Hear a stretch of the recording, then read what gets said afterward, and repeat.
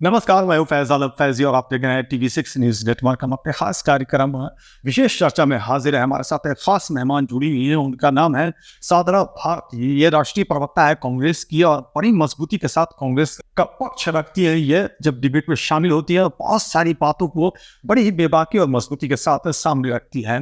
तो साधना भारती जी, आपका बहुत बहुत स्वागत है। साधना भारती, आप राष्ट्रीय प्रवक्ता है कांग्रेस की और कांग्रेस की तरफ से नया यात्रा निकाली जा रही है, क्या कहेंगी आप? देखिए, हमने भारत जोड़ो यात्रा भी पहले निकाली थी और उसमें जनता का जो जन समर्थन था वो किसी से छिपा नहीं था। और उसके बाद अब न्याय यात्रा निकाली है हमने, क्योंकि मुझे लगता है जो परिस्थितियां देश में हैं, चाहे वो महिला हो या युवा हो, हर व्यक्ति को न्याय की दरकार तो अवश्य है। जिस तरह से हमने बीते समय में देखा कि किस तरह से अंतर्राष्ट्रीय ख्याति प्राप्त पहलवान बेटियां जिन्होंने देश के तिरंगे को कई बार आकाशीय ऊंचाइयों तक फहराया, हम सबका सीना गर्व से चौड़ा हो गया। और देश के प्रधानमंत्री मोदी जी ने भी बातें बनाते हुए कहा ही था कि भाई तुम मेरे घर की बेटियां हो, परिवार की हो। लेकिन जिस समय कहीं ना कहीं कह लीजिए वो एक ऐसे समय से घिर गई जब उन्हें आवश्यकता थी प्रधानमंत्री जी के सपोर्ट की, जब उन्होंने यौन शोषण का आरोप लगाया भाजपा के सांसद ब्रजभूषण शरण सिंह पर, धरना दिया जंतर मंतर पर। मैं स्वयं उनके धरने में गई थी, मैंने उन्हें समर्थन किया था। विनेश फोगाट, साक्षी मलिक और बजरंग पुनिया जी वहां पर मौजूद थे। लेकिन वहां पर लोग तो समर्थन में थे, जनता उनके समर्थन में थी, लेकिन उनको अपनी बेटी बताने वाले, परिवार की सदस्य बताने वाले प्रधानमंत्री जी ऐसा लगा उनके समर्थन में नहीं है, बल्कि उसके उलट वो ब्रजभूषण शरण सिंह जी के समर्थन में खड़े दिखे। ऐसा लगा क्योंकि सरकार की चुप्पी थी। और यौन शोषण का आरोप तो लगा ही लगा, कोर्ट जाना पड़ा, पॉक्सो एक्ट लगा। पॉक्सो एक्ट में आमतौर पर अगर किसी पर भी पॉक्सो एक्ट लगता है तो उसकी गिरफ्तारी की जाती है, उसके बाद जांच प्रक्रिया होती है। यहाँ उलट हो गया, पॉक्सो एक्ट लगने के बाद भी गिरफ्तारी नहीं हुई। तो फिर ये क्या माना जाए? ये बेटी बचाओ बेटी पढ़ाओ को तो सपोर्ट करने का काम भाजपा नहीं कर रही है, ये तो बेटी रुलाओ और बेटी सताओ को सपोर्ट करने का काम भारतीय जनता पार्टी करती हुई दिखाई दे रही है लगातार। चाहे वो कुलदीप सिंह सेंगर की बात हो, जहां वो बलात्कार का दोषी साबित हुआ और उसके बाद उसी के दोस्त को जिला पंचायत अध्यक्ष के चुनाव में टिकट खड़ा करने की घोषणा भाजपा की तरफ से कर दी गई, चाहे चिन्मयानंद रहे हो, चाहे राम रहीम को किस तरह पैरोल पे छोड़ा जाता रहा है, वो सबने देखा है। तो ना तो इनके लिए बेटियां आवश्यक है। तो मैं हमेशा एक चीज कहती हूँ आदरणीय पैल जी, कि अगर रूप बदलने में माहिर वामा मारीच के साथ बाबा रूप में रावण ना आता तो माता सीता का अपहरण ना हो पाता। हजारों राक्षसों के बीच भी सीता माता सुरक्षित रही, लेकिन आज मोदी राज में बेटियां सुरक्षित नहीं है। सीता माता की बेटियां सुरक्षित क्यों नहीं है? तो न्याय यात्रा इसलिए आपने नाम रखा क्योंकि पहला फेज जो था वो भारत जोड़ो यात्रा था, दूसरा फेज जब है तो ये भारत जोड़ो यात्रा 2 नहीं बल्कि न्याय यात्रा है। तो क्या इसीलिए ये नाम रखा गया है? या इसीलिए रखा गया। आप देखिए ना, जिस संसद में 150 सांसदों को निलंबित कर दिया जाता है, तो ये भाजपा वाले चाहते क्या है ये बताएं ना। क्या ये विपक्ष मुक्त संसद चाहते हैं, सवाल मुक्त मीडिया चाहते हैं, दिमाग मुक्त तो अंधभक्त है ही? तो आखिर चाहते क्या है भाजपा? कि देश में लोकतंत्र की जगह लूटतंत्र का शासन स्थापित हो जाए क्या?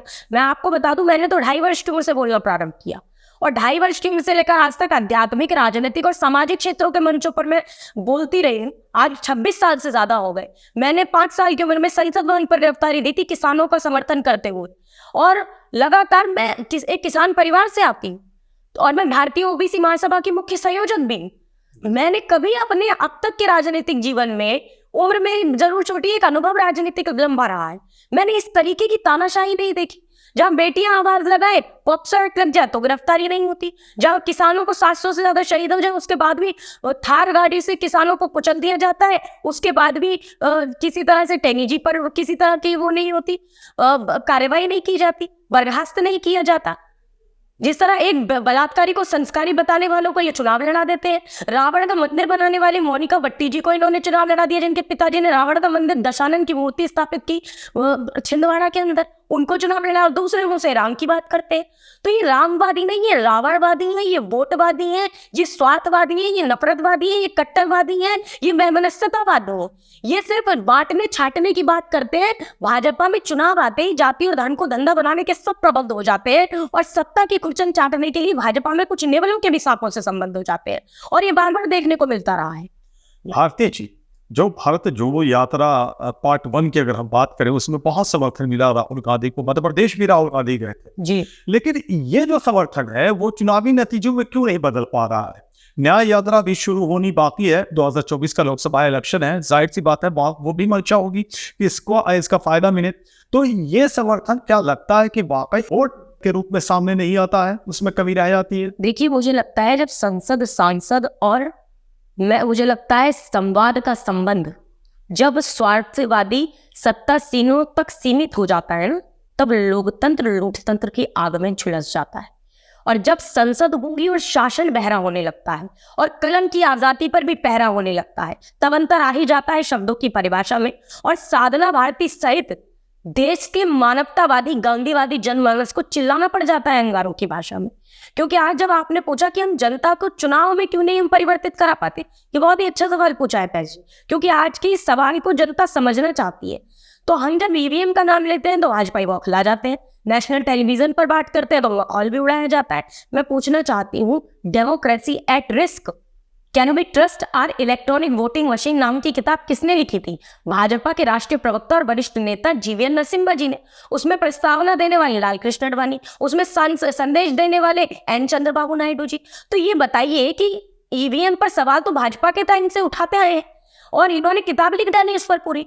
हम ये कह रहे हैं कि जिस मध्य प्रदेश में, अच्छा आप भी पत्रकार हैं, वैसे तो मैंने भी जर्नलिज्म में मास कम्युनिकेशन किया है, मैं भी पत्रकार हूँ दिल्ली विश्वविद्यालय से, लेकिन आप बताइए जब हम वरिष्ठ पत्रकारों में भी बैठते थे, हम भी चर्चा करते थे, तो कोई भी पत्रकार चाहे वो किसी भी विचारधारा से संबंधित होता हो अंदर से, लेकिन वो ये मानने तैयार नहीं था कि छत्तीसगढ़ मध्य प्रदेश के अंदर भाजपा आने जा रही है, क्योंकि जनता का समर्थन नहीं था, जनता के खिलाफ बोल रही थी, जनता त्रस्ती और समझ में आ रहा था कि जनता त्रस्त हो चुकी है भारतीय जनता पार्टी के कुशासन से। लेकिन उसके बाद अचानक ऐसा क्या हो जाता है कि जब वोट पड़ते हैं ईवीएम मशीन से, जब वोटिंग होती है तो उसके बाद रिजल्ट सामने आता है तो भारतीय जनता पार्टी इतनी सीटें ले गई जिसका आकलन नहीं कोई व्यक्ति कर सकता था। तो मुझे लगता है ये प्रश्न तो है, और जब लोकतंत्र में प्रश्न उठते हैं तो उनका निराकरण आवश्यक है, और निराकरण के लिए हम तो कह रहे हैं कि ईवीएम है। देखिए, ईवीएम पहले स्टैंड अलोन मशीन होती थी, एक खाली ईवीएम का डब्बा, अब उसमें वीवीपैट का भी साथ में जुड़ गया है, अब उसमें एक डोंगल भी जाता ही है जिसमें डिटेल्स होती है कौन सा प्रत्याशी है, उसके चुनाव चिन्ह क्या है। तो भाई ये कारण से कुछ गड़बड़ तो नहीं है, क्योंकि भाई जब सॉफ्टवेयर है, चिप है, तो ये तो सैटेलाइट से भी कहीं ना कहीं उसको, जब चंद्रयान को सैटेलाइट से टैकल कर सकते हैं तो ईवीएम मशीन क्या बड़ी बात है। और दूसरी बात ये कि कहीं ना कहीं ये प्रश्न उठता है कि जब लोकतंत्र में प्रश्न उठ रहे हैं तो उनका निराकरण कीजिए। हम कह रहे हैं कि जो ईवी, क्योंकि इंडिया गठबंधन ने भी एक प्रस्ताव पारित किया, हमने कहा है जो ईवीएम मशीन से जो वीवीपैट की पर्ची निकल कर आती है वो पर्ची वोटर के हाथ में है, वो पर्ची वोटर के हाथ में आने के बाद हम उसे एक पेटी में डालें जिसका इलेक्ट्रॉनिक मशीन से कोई संबंध ना हो।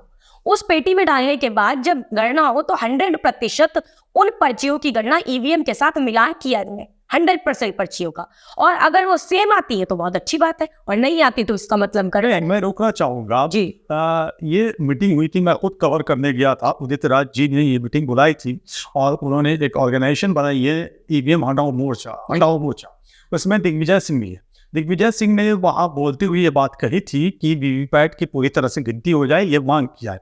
तो वहाँ कांग्रेस जन जो थे, कांग्रेस के जो कार्यकर्ता थे, वर्कर्स थे, उन्होंने इख्तलाफ किया, उन्होंने कहा कि नहीं, बैलेट पेपर से ही चुनाव, ईवीएम से चुनाव ही नहीं हो, वीवीपैट का तो मसला ही खत्म। तो ये जो विरोधाभास है खुद पार्टी के अंदर, उसे दूर करने की कोशिश क्यों नहीं की जाती? देखिए, विरोधाभास तो हर बात को लेकर आपको दो पक्ष मिल जाएंगे, लेकिन एक ऐसा पक्ष, बिल्कुल बैलेट पेपर के लिए भी बहुत लोग कह रहे हैं, बिल्कुल ठीक कह रहे हैं आप, और जो उदित राज जी ने उसके बाद भी एक और मीटिंग की है, उसमें मैं भी गई थी, क्योंकि मैं भारतीय ओबीसी महासभा के मुख्य संयोजक भी हूँ, उस वक्त भी गई थी, और स्वयं पर ईवीएम को लेकर बहुत पहले से प्रश्न उठाते आए हैं, दिग्विजय सिंह जी भी उठाते आए हैं, आदरणीय उदित राज जी भी उठाते आए हैं, तो उसको लेकर मैं गई थी उस मीटिंग, और जब बैठक हुई उसमें हमने चर्चा की, तो ये जो हमने लेकर आए कि देखिए बैलेट पेपर के लिए तो राजी होएंगे ही नहीं, मतलब इनका होना बहुत मुश्किल है। हम तो कह रहे हैं भाई बैलेट पेपर ठीक है, और दूसरी बात जो वीवीपैट की जो पर्ची निकलती है उसकी कुछ दिन बाद उड़ जाती है, वो एक कम से कम 2 साल तक हम चाहते हैं वैलिडेशन उसका रहे, 2 साल तक तो उसकी कम से कम बची रहे, कि कभी गणना कभी दोबारा करानी पड़ी है, कोई शक के बिना। देखिए, लोकतंत्र शक के बिना भी नहीं चल सकता, मैंने हमेशा कहा कि हिंदुस्तान का संविधान सर्वधर्म समभाव पर आधारित है, वसुधैव कुटुंबकम को हम मानते हैं। जो हमारा पिछला संसद भवन रहा है उसके तो प्रवेश कक्ष में लिखा हुआ था, अयम निज परोवेति गणना लघु चेतसा उदार चरितानाम तो वसुधैव कुटुंबकम, यानी हम तो पूरी धरती को अपना परिवार मानने वाले लोग हैं। तो हमने ये कहा कि भाई हम ये कह रहे हैं कि आप बैलेट पेपर पे कराएंगे नहीं करेंगे, हम तो ये कह रहे हैं वीवीपैट की गणना करा लीजिए। हम जिस विचारधारा पर चलने वाले लोग हैं, हम तो संविधान को मानने वाले लोग हैं, तो देश सर्वधर्म समभाव के संविधान से चलेगा, संघ धर्म संघभाव के संविधान से नहीं, और बीजेपी की बड़ी अम्मा आरएसएस के अहंकारी अरमान से नहीं। तो ऐसा लगता है कि आज तो जो देश को चलाने वाले जो लोग बैठे हैं वो आरएसएस का एक कहीं ना कहीं प्रोपेगेंडा चला रहे। नहीं तो आप लगा लीजिए, ये भाजपा ही 2018 में चिल्ला चिल्ला के कह रही थी कि जब हम आएंगे तो जातिगत जनगणना कराएंगे। राजनाथ सिंह जी के भाषण निकाल कर देख लीजिए आप, जातिगत जनगणना कराने का दावा करके वोट मांगा गया, और उसके बाद जैसे ही सत्ता में है तो इन्होंने एफिडेविट तक दे दिया कि हम जातिगत जनगणना नहीं करा सकते। आप मानकर चलिए, हम कह रहे हैं नहीं करा सकते, तो 2011 में जो कांग्रेस की तत्कालीन केंद्र सरकार ने जो जातिगत जनगणना कराई थी, आप उसके आंकड़े सार्वजनिक कर दीजिए। उसके आधार पर हम नहीं कह रहे कि इसको इतना दो उसको, हम कह रहे हैं जितनी जिसकी संख्या भारी उतनी उसकी भागीदारी, हम कह रहे हैं जितनी आबादी उतना हक, यानी अगड़ों को पिछड़ों को सर्व समाज को जनसंख्या के उनके संख्या के अनुपात में उनकी हिस्सेदारी दे दी जाए। अब जिस तरह बिहार में जो जातिगत जनगणना आई, आप टोटल करेंगे तो 84% लगभग होते हैं SC ST OBC मिलाकर। तो आज क्या चल रहा है, आप ले लीजिए ना, जैसे 100 रोटी है, 100 में से आप 15 लोग हैं, उनको तो आप कहेंगे जी 15 और 85 का ही आप मानकर चलिए ना, 85 लोगों को आप 49.5 रोटी खाने के लिए कह रहे हैं, और 15 लोगों को 50 रोटी खाने के लिए दे रहे हैं। तो 50 रोटी जो 15 लोग खाएंगे वो तो खाएंगे भी और बनाएंगे भी, लेकिन जो 85 लोग हैं वो 49.5 में कैसे अपना पेट भर ले? तो जब नहीं भर पाएंगे, भाई पेट नहीं भरेगा, मांग रहे हैं, मांगेंगे नहीं तो छीन रहे हैं, उसके लिए आंदोलन। चलिए अब रोकना चाहेंगे। और बिहार का आपने जिक्र कर दिया, तो बिहार इन दिनों चर्चाओं में है, तो खास करके नीतीश कुमार को लेकर के चर्चाओं में है, और उनकी कार्यकारिणी की बैठक भी है 29 दिसंबर को दिल्ली में, और कई तरह की अटकलें लगाई जा रही हैं। कहा यह जा रहा है कि शायद वो एनडीए की तरफ जाते दिखाई दे सकते हैं, कहा यह जा रहा है कि ललन जी को हटा करके नीतीश कुमार कमांड ले ले पार्टी के, कई सारी बातें निकल करके सामने आ रही। कांग्रेस का स्टैंड इस पर क्या है? नीतीश कुमार ने खंडन किया है कि ऐसा कुछ नहीं है, ये नॉर्मल मीटिंग है, और जो सामान्य तौर पर मीटिंग होती है वही मीटिंग बुलाई है हमने, लेकिन फिर इस तरह की चर्चाएं क्यों हो रही है? कांग्रेस इस पर क्या सोच रही, कांग्रेस क्या कह रही? चूंकि वो संयोजक बनना चाह रहे थे, संयोजक नहीं बनाया गया। इंडिया अलायंस की जो चौथी बैठक हुई दिल्ली में, उसमें ममता बनर्जी ने खड़गे जी का नाम पेश कर दिया, अरविंद केजरीवाल ने सपोर्ट कर दिया, उसके बाद खबर आई कि वो नाराज चल रहे हैं। ये तमाम चीजें, कांग्रेस अपना स्टेट जरा क्लियर कर दे, आपका राष्ट्रीय प्रवक्ता है इसमें। देखिए, मैं तो ये कहूंगी कि उनकी पार्टी की बैठक है वो करनी ठीक है। दूसरी बात, इंडिया अलायंस की जो बात है, जब जब बैठक हुई है तब तक हमने अपनी बातों को क्लियर किया है, चाहे ईवीएम को लेकर प्रस्ताव की बात हुई हो, अभी सीटों के लेकर कोई चर्चा नहीं हुई तो वो भी बात आप लोगों के सामने। आगे जो मीटिंग हमारी इंडिया अलायंस की जब होगी तो सीटों की शेयरिंग पर चर्चा होगी। और अब जब नीतीश कुमार जी स्वयं खंडन कर चुके हैं इस बात का, तो मेरा उस पर कुछ कहना तो बनता ही नहीं है, पहली चीज। दूसरी बात, जो न्याय यात्रा को लेकर लगातार वैसे तो मुख्यधारा का मीडिया दिखाना नहीं चाहता, और जब उसको दिखाते हैं तो गलत तरीके से दिखाने का प्रयास किया जाता है। मैं ये कह रही हूँ, मणिपुर जब नाम आता है तो मणिपुर, आज नाम सुन के आपके दिमाग में पहली चीज क्या आती है? मणिपुर सुन के सबके दिमाग में आता है कि जिस तरीके से बेटियों को नंगा घुमाया गया, जिस तरीके से सामूहिक तौर पर बलात्कार बेटियों का किया गया। और ये बात मैं ही नहीं, मुख्यमंत्री जी ने रिकॉर्डेड ही बयान दिया कि ऐसी 100 घटनाएं आ गई तो उन पर उन्हें बर्खास्त तक नहीं किया गया। तो सबसे बड़ा अन्याय जिस जगह पर हुआ, वहां पर एक कारगिल युद्ध के सैनिक की पत्नी को भी नंगा किया गया, और उस सैनिक ने क्या कहा कि मैं दुश्मन देश से अपने देश को बचाने में तो सफल हो गया था, लेकिन अपनी धर्म पत्नी की इज्जत बचाने में देश में पल रहे दरिंदों से सफल नहीं हो पाया। तो मुझे लगता है उनको भी न्याय दिलाने के लिए हम ये यात्रा की शुरुआत अवश्य तौर पर। आखिरी सवाल आपसे करना चाहूंगा, वक्त हमारे पास कम है, इसलिए आखिरी सवाल का छोटा सा जवाब चाहूंगा, बिल्कुल छोटा सा जवाब चाहूंगा। 2024 में चुनाव है, कैसे संभावनाएं आप तलाश रही है, किस तरह की संभावनाएं तलाश रही है, क्या दिख रहा है आपको 2024 में? खास करके इंडिया अलायंस को लेकर के कई सारी बातें निकल करके सामने आ रही है, खास करके सीट शेयरिंग को लेकर के अभी तक वो चीजें सामने नहीं आई जिसकी आवश्यकता महसूस की जा रही है। नीतीश कुमार ने खुद इस पर जोर दिया था, तो क्या संभावनाएं लग रही है अब 2024 में? जाहिर सी बात आप कहेंगे कि हमारी सरकार बनेगी, एनडीए जाएगी, लेकिन आपसे अगर कहूँ कि हालांकि बहुत वक्त से पहले की बात है, लेकिन पूछा जाना चाहिए और पूछा जा सकता है। कितनी सीटें आ सकती हैं इंडिया अलायंस को, क्या पूर्ण बहुमत इंडिया अलायंस को आ सकता है, इस तरह की संभावनाएं आप देख रही हैं? देखिए, सबसे पहली बात, मैं भविष्य वक्ता नहीं हूँ, मैं राष्ट्रीय प्रवक्ता हूँ पार्टी की। मुझे नहीं पता एग्जैक्ट क्या आंकड़ा रहेगा सीटों का, वो तो चुनाव के जो भी परिणाम होंगे उस पर आएगी। पहले तो हम चुनाव के पूर्व इस पे भी चर्चा कर रहे हैं कि वोटिंग हम किससे कराएं। इसके लिए अगर भी एक नया आंदोलन छिड़ रहा है, आपको कमेंट कर सकते हैं, ठीक है? आप जो आप बात कर रहे हैं कि हम कैसे, देखिए हमारा फोकस है कि हम चुनाव में मुद्दे क्या लेकर आ रहे हैं। आज मुद्दों की आवश्यकता नहीं है। मुझे लगता है कि मोदी सरकार की खामोश पहाड़ की तरह खड़ी है, उनकी उपलब्धियों क्या आ गई। तो चाहे महंगाई की मोदी मार हो, युवा बेरोजगार हो, महिलाओं पर अत्याचार हो, किसान लाचार हो, ये सब चीजें हैं सामने हैं। इनको लेकर हम जनता के बीच में जा रहे हैं और लगातार जो राम मंदिर की बात लगातार चल रही है, तो मैं ये कहूंगी कि राम विरोधी भारतीय जनता पार्टी रही है। संजय निषाद जी को अभी तक बर्खास्त नहीं किया। उन्होंने कहा था कि माता कौशल्या के सत्यत्व पर प्रश्न उठातेंगे कि भगवान राम जी दशरथ के पुत्र नहीं। अगर वाजपेयी भी नहीं मानती तो अभी तक बर्खास्त क्यों नहीं किया? नरेश अग्रवाल जी को राज्यसभा पहुंचाया था, जिन्होंने माता सीता की तुलना शराब से राम जी की तुलना राम से की। महेश शर्मा जी को इन्होंने नेता बनाकर रखा, जिन्होंने माता सीता का अस्तित्व कहा। रावण की मूर्ति बनाने वाले को चुनाव लड़ाते हैं। तो ये भी सवालों को जवाब नहीं दिया। नहीं, देखिए हम लड़ रहे हैं जीतने के लिए चुनाव में मैदान में, और भारतीय जनता पार्टी की जो नीतियां रहे, और नीतियां नहीं कुनीतियां रहे, जो कुशासन रहा, उससे जनता त्रस्त हो चुकी है। भारतीय जनता पार्टी का सोपड़ा साफ करने के लिए जनता बिल्कुल सामने खड़ी है। और मैं फिर कहूंगी कि ईवीएम को हटाया जाना चाहिए, बैलेट पेपर पे हो, या फिर जो हम चाहते हैं कि मिलान के साथ, वीवीपैट की पर्चियों के साथ मिलान के साथ चुनाव हो, तो मुझे लगता है उससे ज्यादा बेहतर चुनाव परिणाम हमें नजर आएंगे। और अगर चुनाव परिणाम आएंगे तो बिल्कुल निश्चित रूप से इंडिया अलायंस के पक्ष में होंगे। चलिए, इंडिया अलायंस के पक्ष में ये चुनाव होंगे, ऐसा मानना है भारती जी का।